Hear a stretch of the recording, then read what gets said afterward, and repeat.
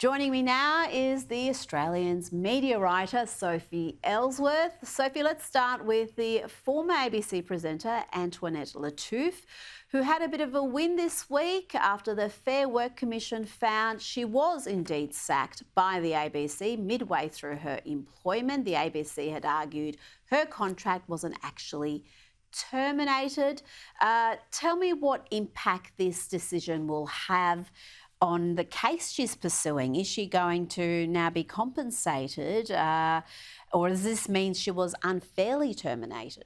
Well, it's now moving on, Rita, to the federal court, so it's still got some way to play out. But the ABC were arguing that she wasn't terminated. She had 5 casual shifts to do and she was let go after 3. But she was paid for all 5? She was paid for all 5. And they...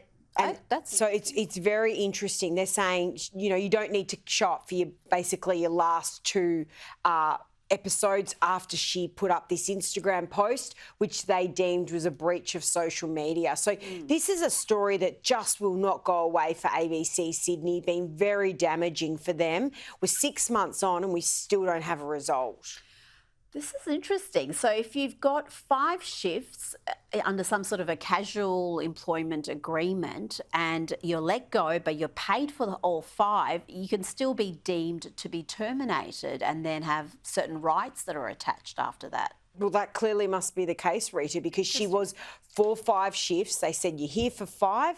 After her 3rd shift on the Wednesday, that's when they made the decision. You don't need to come back. Well, they've got bigger problems, I would argue, here in Melbourne because the radio ratings came out today and ABC Melbourne, this is the worst they have recorded since modern ratings have been in place. The Age saying this is the worst they have seen in 20 years. This is quite a setback. What is behind this rating slide? It didn't start in this survey, but this is a new low. That's right, Rita. So from all the records I can see, this is the lowest that they've had in the existing rating system.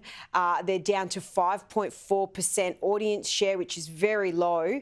And clearly, whatever they're doing is not working. They've had a reshuffle, moving hosts, different spots. Most of the changes were late last year, but it's not working.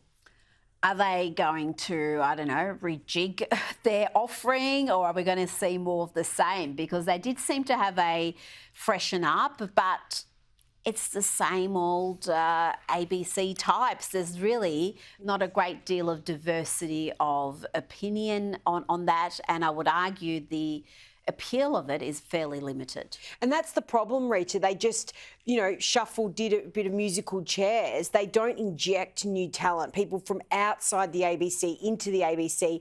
It's just a reshuffling of staff they have. And I think this is proving a problem because their stations are feeling it right across the country, but particularly in Melbourne.